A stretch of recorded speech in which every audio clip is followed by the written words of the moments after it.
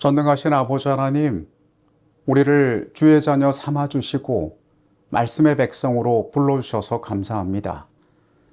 하나님, 우리에게 무엇을 원하시는지 우리가 말씀을 여는 가운데 발견하게 하여 주시옵소서.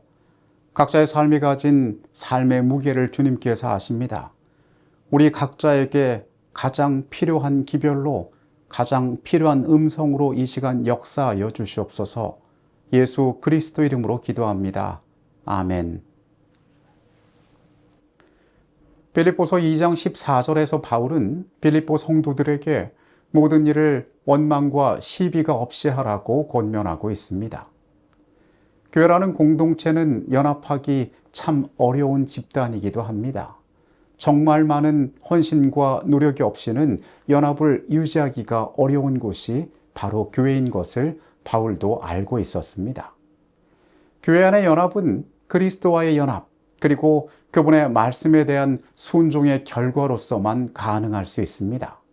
인간이 만든 어떤 훌륭한 제도나 또한 특정한 사람들의 양보와 노력이 아니라 그리스도와 연합하고 그분의 말씀에 그 구성원들이 순종할 때에 교회의 연합이 일어나게 된다는 것입니다. 빌립보서 2장 15절에 나오는 세상에서 그들 가운데 빛들로 나타난다는 말을 쉬운 성경은 어두운 세상에서 밝은 빛을 발한다라고 번역하였습니다. 하나님께서 우리를 세상에 빛을 전하는 존재로 부르셨습니다. 그렇기에 우리의 믿음의 공동체 안에서의 연합은 매우 중요한 것입니다. 오늘의 주제는 어두운 세상의 빛입니다. 우리가 빛을 더 선명히 느끼는 방법이 있는데 그것은 우리가 더 어두운 곳에서 빛을 바라볼 때입니다. 그것이 비록 작은 빛이라 할지라도 어두운 환경에서는 그것이 더욱 선명하게 우리에게 보이게 되어 있습니다. 말씀은 우리를 빛의 역할을 감당해야 하는 존재라고 이야기하고 있습니다. 세상을 뒤덮은 어두움, 그들의 도덕적 타락과 이 땅이 가지고 있는 진리에 대한 목마름, 이 땅의 여러 가지 황폐함을 바라볼 때에 우리가 만약에 빛을 가졌다면 우리가 가진 이 빛은 세상 가운데에서 더 분명하게 대비되어 드러나게 될 것입니다. 이 세상은 이 세상을 통치하는 질서가 있는 곳입니다. 우리 역시 이 세상에 속해 살아가는 사람들입니다. 그렇기 때문에 우리 역시 세상의 질서와 방법에 익숙해져서 우리가 가져야 할 고유한 빛들을 잃어버린 채로 우리가 살아갈 수 있습니다. 우리에게 가장 중요한 것들은 그리스도께 받은 그 고유한 빛을 잃어버리지 않는 것입니다. 우리가 비록 죄의 세상에 태어나서 죄 가운데 살아가는 존재들이지만 우리는 빛을 받아 빛의 역할을 감당해야 하는 존재들이기 때문에 그렇습니다. 빌립보서 2장 15절과 16절의 말씀을 봅니다. 이는 너희가 흠이 없고 순전하여 어그러지고 거스르는 세대 가운데서 하나님의 흠없는 자녀로 세상에서 그들 가운데 빛들로 나타나며 생명의 말씀을 밝혀 나의 다름질이 헛되지 아니하고 수고도 헛되지 아니하므로 그리스도의 날에 내가 자랑할 것이 있게 하려 함이라.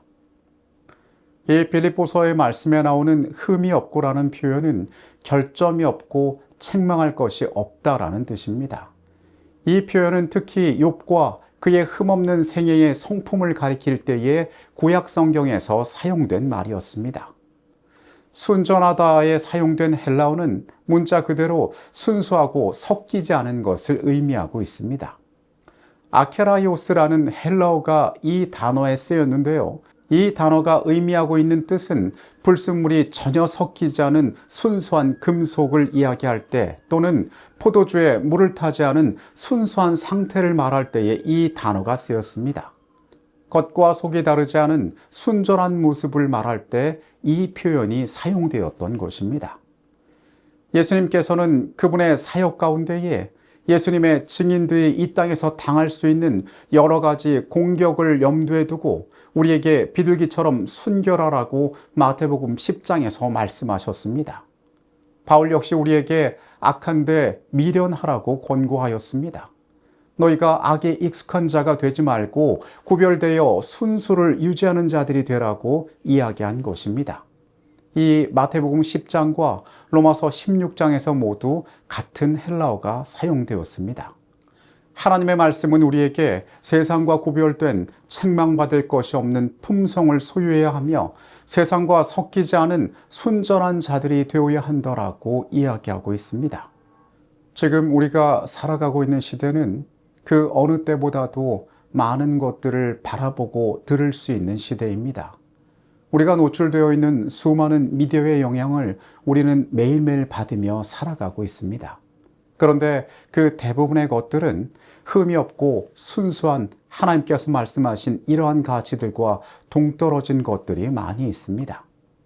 이러한 시대에 우리의 마음 가운데는 중요한 규칙이 있어야 할 것입니다. 내가 사악한 것을 내 눈앞에 두지 아니하겠다고 한 다윗의 고백처럼 우리는 우리 마음 가운데 중요한 원칙들을 세워야 합니다.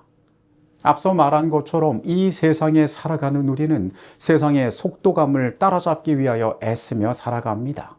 그러나 진리의 빛 가운데 살아가는 우리는 남들과 다른 것을 결코 두려워해서는 안 되며 우리의 믿음은 더욱더 우리를 구별되게 하는 것이어야 합니다.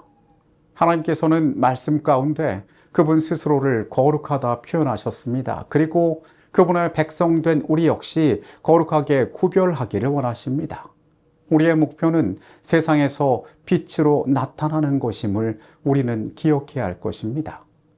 우리가 그렇게 할 수 있는 유일한 방법은 생명의 말씀을 굳게 잡고 세상을 따라가기를 거부하는 것입니다. 빛은 어둠이 깊을수록 그 존재가 분명히 드러나게 되어 있습니다.